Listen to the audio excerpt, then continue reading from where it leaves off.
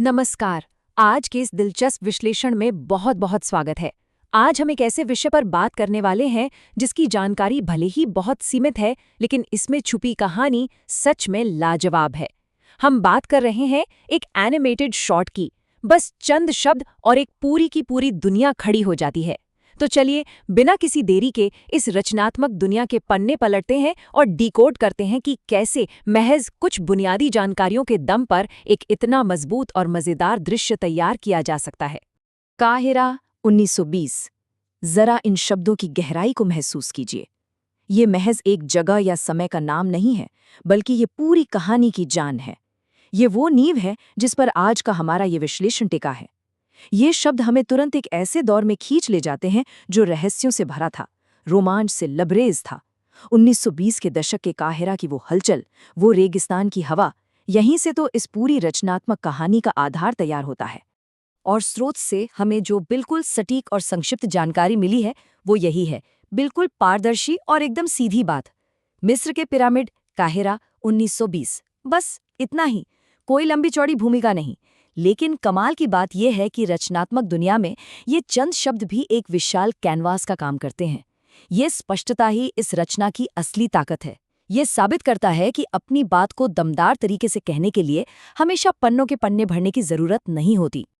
अब जब इस संक्षिप्त जानकारी में फनी एनिमेटेड शॉर्ट फिल्म का तड़का लगता है तो असली जादू होता है। एनिमेशन की खासियत ही यही है, ये बड़ी से बड़ी और गंभीर लगने वाली ऐतिहासिक चीजों को भी एक मजेदार हल्के फुल्के अंदाज में ढाल सकता है।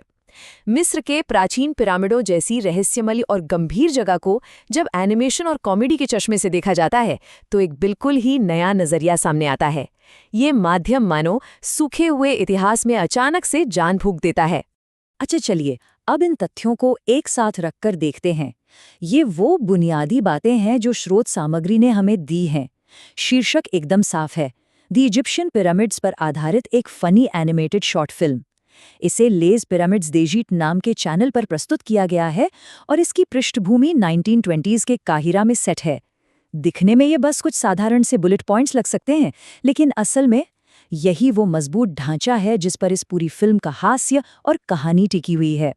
यहाँ सबसे दिलचस्प बात यह है कि ये सीमित जानकारियाँ असल में एक सिनेमाई स्टोरी बोर्ड की तरह काम करती हैं। जब शब्द कम होते हैं तो वे सीधे हमारी कल्पना से जुड़ जाते हैं। दृश्य की पृष्ठभूमि तैयार करना यहाँ सिर्फ एक जगह बताने तक सीमित नहीं है, बल्कि ये 1920 के दशक के उन जुनूनी खोजकर्ताओं, रेगिस्तान की उड़ती धूल और पुरानी दुनिया के अनसुलझे रहस्यों की एक जीती जागती तस्वीर हमारे सामने रख देता है। और इसी से बनती है एक बेहद मनोरंजक कथा की पृष्ठभूमि। तो अब आते हैं सबसे अहम और मजेदार बिंदु पर, ये जबरदस्त विरोधाभास। एक तरफ तो मिस्र के वे प्राचीन पिरामिड हैं जो हजारों सालों से अडिग और शांत खड़े हैं, एकदम शाश्वत और रहस्यमयी। और दूसरी तरफ है 1920 का कायरा, एक ऐसा समय जो आधुनिकता की शुरुआत, नई खोजों और इंसानी हलचल का प्रतीक है। सोचिए, प्राचीन दुनिया के इन महाआश्चर्यों और 20वीं सदी की इस नई भागदौड़ के बीच का जो ये भारी अंतर है। असल में इसी अंतर से इस पूरी फिल्म का असली रोमांच और कॉमेडी पैदा होती है। और ये बात इस एक तथ्य से बहुत ही शानदार तरीके से साबित होती है कि कैसे सिर्फ एक साल 1920 इस पूरी कहानी का मुख्य केंद्र बन गया है। ये कोई मामूली संख्या नहीं है, ये वो एंकर है जो इस पूरी एनिमेटेड कॉमेडी को एक ऐतिहासिक संदर्भ देता है। 1920 का दशक वो दौर था जब दुनिया भर के महत्वाकांक्षी खोजकर्ता मिस्र की तरफ भागे चले आ रहे थे। इस एक खास साल को चुनकर प्राचीन गंभीरता और आधुनिक इंसानी मूर्खताओं के टकराव का एक बेहतरीन और मजेदार मंच तैयार कर दिया गया है। खैर, इस चर्चा को समेटते हुए जाते जाते एक बड़ा ही दिलचस्प सवाल छोड़कर जाते हैं। इन प्राचीन स्मारकों की गहरी खामोशी और 1920 के दशक के काहिरा की इंसानी गतिविधियों के बीच का जो ये विरोधाभास है, ये एनिमेटेड कॉमेडी के लिए इतना सटीक कैसे बन जाता है। यह सच में सोचने वाली बात है कि कैसे एक इतने गंभीर ऐतिहासिक स्थल को एक इतने हल्के फुल्के और हास्यपूर्ण अनुभव में बदला जा सकता है। यह हमारे आज के इस विश्लेषण का सबसे बड़ा निष्कर्ष है।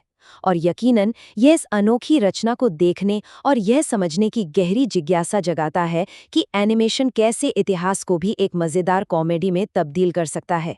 आज के इस रोचक विश्लेषण में हमारे साथ जुड़ने के लिए बहुत बहुत धन्यवाद।